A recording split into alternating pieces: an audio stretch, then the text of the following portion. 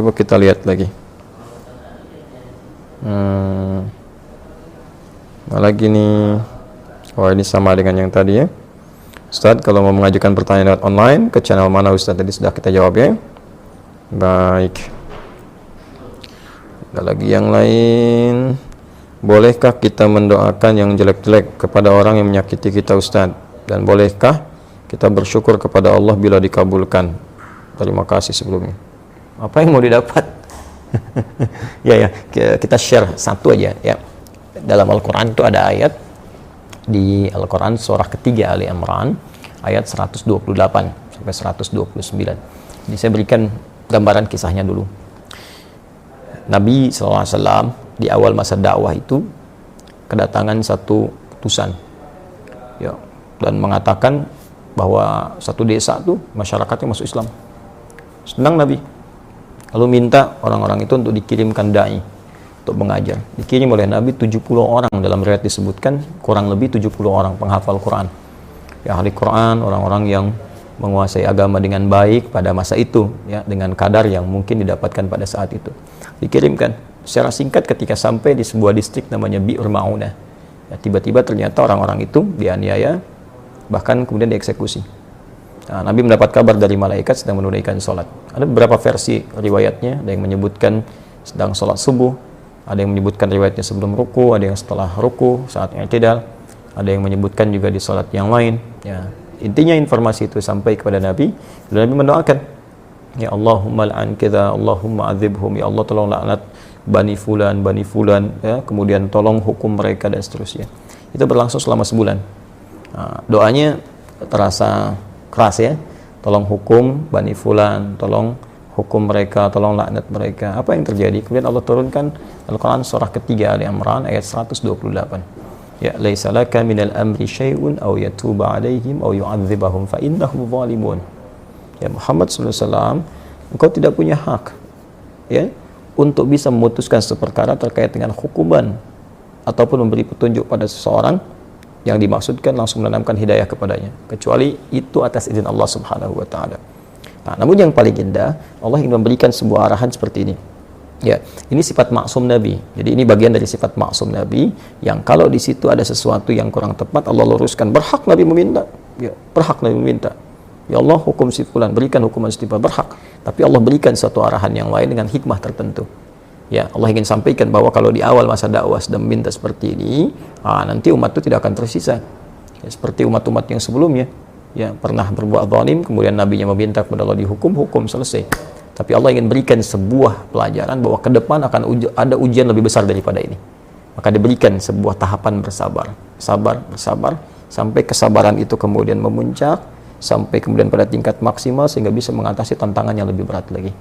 Ya, karena kalau persoalan wafat, ajal juga sudah tiba, ya, sesuai dengan ajal.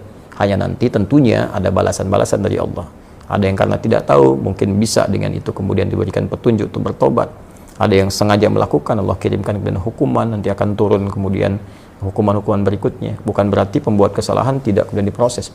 Ya, bisa diproses dengan hukum yang berlaku, tapi ada mungkin golongan-golongan tertentu yang tidak tahu dan ikut-ikut di dalamnya. Bagaimana hukum seperti itu? Maka Allah turunkan tadi ayat, setelah ayat itu turun, maka Nabi merubah doanya. Perhatikan doanya. Allahumma hdini fi man hadait, wa afini fi man afait, wa tawallani fi man tawallait, wa barik li fi ma atait. Ya, kalau kita jamakkan, Allahumma hdina fi man hadait, wa afina fi man afait, wa tawallana fi man tawallait, wa barik lana fi ma atait, wa qina syarra ma qadait. Allahumma hdina fi man hadait, ya Allah, mohon berikan aku hidayah, berikan kami hidayah, dan tempatkan kami di tempat-tempat yang orang mendapat hidayah. Wa afina fi man afait, sehatkan kami ya Allah, dan tempatkan kami di tempat orang-orang yang sehat. Jadi, kalau Anda kerja di tempat orang sehat, Anda bertetangga dengan orang sehat, orang itu dapat hidayah, di kantor dapat hidayah, jadi baik orangnya. Wa tawallana fi man tawallait, palingkan kami dari apa yang Kau tidak sukai, dan tempatkan kami di tempat-tempat orang-orang yang berpaling dari apa yang tidak Engkau sukai. Barik lana fi ma atait, berikan keberkahan pada kami ya Allah dari setiap pemberian-Mu. Ya, indah. Wa qina syarra ma qadait, dan jauhkan kami dari segala keburukan ya Allah, segala keburukan yang mungkin kami dapatkan dalam kehidupan. Ya, Engkau telah tetapkan ini buruk, berikan kami kemampuan untuk menghindarinya. Jadi berubahlah ke arah doa-doa itu, jadi baik, jadi baik, jadi baik. Itu yang telah kemudian dikenal dengan doa kunut. Ya, berarti permintaan pada segala hal yang bernilai ketaatan kepada Allah yang sifatnya baik-baik. Jadi, kalau Allah saja mengarahkan Nabi untuk mendoakan perilaku buruk dengan kebaikan, maka kita lebih layak untuk mengikuti tuntunan Nabi SAW. Kita doakan yang baik. Ya, toh mohon maaf dia mencela kita itu, celaan dia, ketika keluar celaannya itu sudah memberikan pahala kepada kita. Kenapa harus dengan mencela kembali sehingga mengembalikan pahala yang telah kita dapatkan? Nah, yang kedua, kalau hati kita sudah lapang dengan memaafkan, bukan berarti persoalan dia selesai. Persoalan kita dengan dia diselesaikan oleh Allah. Allah akan lupakan beban-beban pada diri kita tentang dia, dihapuskan. Jadi kita nggak capek mikirin dia hilang. Tapi kalau dia belum minta maaf kepada kita, persoalan dia dengan kita belum selesai. Dan dia akan berhadapan dengan Allah di hari kiamat nanti. Jadi nggak ada ruginya, kita dapat pahala. Ya, yang kedua, transferan dari dia tadi, kemudian kita dilupakan oleh Allah tentang perkara dia. Yang ketiga, dia tetap punya urusan dengan Allah sampai dengan hari kiamat.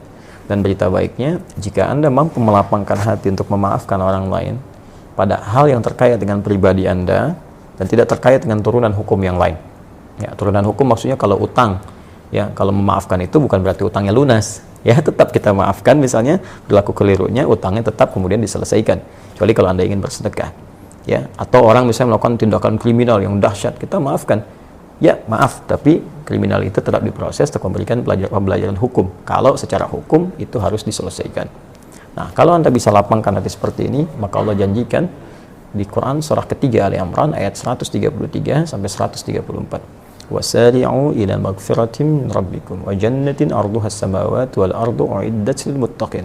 Bergegaslah Anda untuk evaluasi diri, minta ampunan sama Allah, dan berharaplah, berusaha untuk mendapatkan satu surga yang luasnya seluas langit dan bumi, disediakan bagi orang takwa. Siapa orang takwa di situ?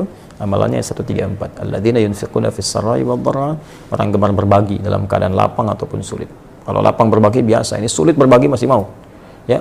Nah, wal kaziminal ghaidha, yang sanggup menahan amarah, wal afina 'anil nas, yang mampu memaafkan kesalahan orang lain.